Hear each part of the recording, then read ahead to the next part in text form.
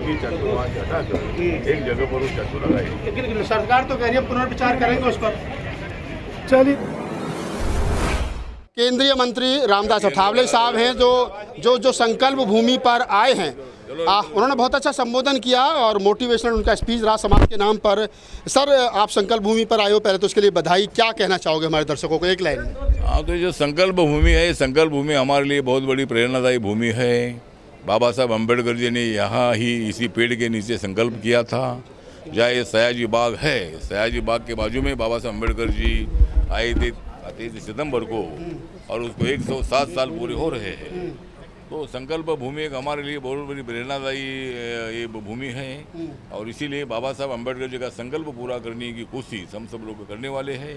बाबा साहब ने देश को संविधान दिया है, उस संविधान का भारत खड़ा करके देश का जातिवाद पूरा खत्म हो और देश में सही समानता प्रस्तापित हो, ये बाबा साहब का संकल्प था। उसके लिए हम सब लोग मिलकर काम करते रहेंगे। जो संविधान समता, स्वतंत्रता, बंधुता की बात करता है, उस संविधान को बीजेपी के ज़्यादातर नेता बदलने की बात करते हैं, कैसे देखते हैं? मुझे लगता है कि कोई बीजेपी के नेता बदलने की बात नहीं कर सकते हैं। उनको कोई अधिकार ऐसा बदलने का बिल्कुल नहीं है। माननीय नरेंद्र मोदी जी इस देश के प्रधानमंत्री है और इस संविधान को माथा टेकर शपथ लेते हैं। बाबा साहब अम्बेडकर जी के अनेक मेमोरियल पूरे किए हैं, इसीलिए कोई ऐसा संविधान बदलने को से नहीं। बीजेपी ने और मतलब नरेंद्र मोदी जी ने बार बार बताया कि भाई संविधान को हाथ नहीं लगा सकता है, और इसीलिए मतलब अपोजिशन वाले प्रचार करते हैं, लेकिन संविधान कोई बदल नहीं सकते। एक लास्ट क्वेश्चन सर, जो पार्लियामेंट प्रांगण में मूर्ति लगी थी बाबा साहब की, उसको लेकर के समाज आंदोलन कर, क्या कहना चाहोगे? 14 अक्टूबर तक का समय दिया गया।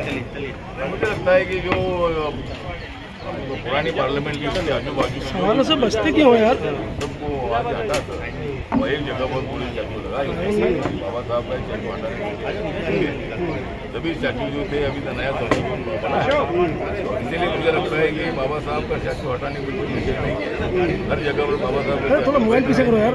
अभी मुंबई में कम से कम 350 फीट का स्टैचू बाबा साहब का दादर में खड़ा हो रहा है। मुझे लगता है कि संसद भवन का विषय थोड़ा अलग था, सभी चाकू वहाँ से हटाकर एक जगह पर उस चाकू लगाए। लेकिन सरकार तो कह रही है पुनर्विचार करेंगे उस पर।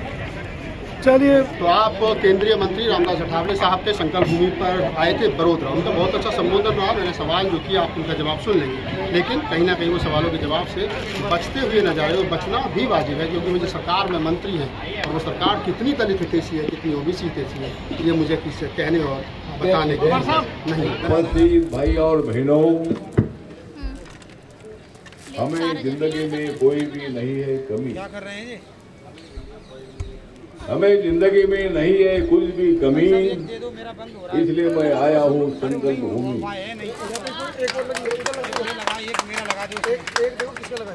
आरक्षण के कारण मजबूत हो रहे हम, आरक्षण के कारण मजबूत हो रहे हम, इसलिए हमें प्रेरणादायक है बड़ौदा की संकल्प भूमि। जय भीम हमारा नारा है, जय भीम हमारा नारा है, क्योंकि बाबा साहब ने चलो 5 मिनट बाद हटा के जगाया है भारत सारा। बाबा साहब ने जगाया है भारत सारा, इसलिए जय भीम लगा देना इसमें। बाबा साहब अम्बेडकर जी इस देश में चमकने वाला तारा, बाबा साहब अम्बेडकर जी इस देश में चमकने वाला तारा, और मेरे बाबा के दुश्मनों को हम बजा देंगे 12। तो संकल्प भूमि में मैं जब भी बड़ौदा में आता हूँ, तब मैं यहाँ भेंट देता हूँ। आज 23 सितंबर 107 साल पहले बाबा साहब अम्बेडकर जी इसी जगह पर, इसी पेड़ के पास आए थे, और बाबा साहब अम्बेडकर जी का अपमान हमेशा होता रहा। आदरणीय सयाजी महाराज गायकवाड़ जी ने बाबा साहब अम्बेडकर जी को स्कॉलरशिप देकर बाबा साहब अम्बेडकर जी शिक्षा के लिए लंदन गए थे, और ऐसे हुआ था कि शिक्षा पूरी करने के बाद बाबा साहब जब इंडिया लौटेंगे तो सयाजी महाराज गायकवाड़ जी के संस्थान में नौकरी करेगी, काम करेगी। लेकिन कुछ ही दिनों में बाबा साहब अम्बेडकर जी को नौकरी छोड़नी पड़ी। कदम कदम पर बाबा साहब अम्बेडकर जी का अपमान होता रहा, और इसीलिए बाबा साहब अम्बेडकर जी ने तय किया, अगर मेरी हालत ये है तो मेरे गांव के लोगों की क्या हालत होगी, गांव के लोगों का कितना अपमान होता रहता होगा। और इसलिए मुझे यहीं से नौकरी ना करके मुझे मेरे समाज के लिए, देश, हमारे बंधुओं के लिए काम करना है। और इसलिए बाबा साहब अम्बेडकर जी ने ये यहाँ की नौकरी छोड़कर इसी पेड़ के पास आकर बाबा साहब अम्बेडकर रोए थे, मेरे समाज का क्या होगा, मेरा समाज कैसा एक्टिव बनेगा, समाज कैसा शक्तिशाली बनेगा, गांव के बाहर सदियों के रहने वाला मेरा। जी, मेरा नाम उर्वशी है और मैं गुजरात के अहमदाबाद के वेजलपुर विस्तार में रहती हूँ। और जो स्वयं सैनिक दल जो है वो ट्रिपल पर काम कर रहा है, मतलब खुद का टाइम, खुद का टिफिन और खुद का टिकट। तो यहाँ पर जितने भी सैनिक आए हुए हैं वो खुद के पैसों से और खुद का जो टाइम है और खुद का टिकट वो सब लेते हुए आए हुए हैं। और जो अपना जो संगठन है वो उसमें ना ही कोई पद है, ना ही कोई प्रमुख है। तो ये संगठन जो है वो बिन पॉलिटिक्स संगठन है। और हम ये काम कर रहे हैं कि समाज में जो बदियां है, जो समाज की जो आंतरिक बदियां है, जैसे कि अंधविश्वास हो गया, कुरीतियां हो गया, और स्त्री शक्ति का अवमूल्यन है, नशा है, तो ये जो सारी समाज के अंदर जो बदियां हो गई है उसको हम समाज में से निकालने का काम कर रहे हैं। और वो भी 365 दिन हम ट्रिपल टी के माध्यम से ये कार्य कर रहे हैं।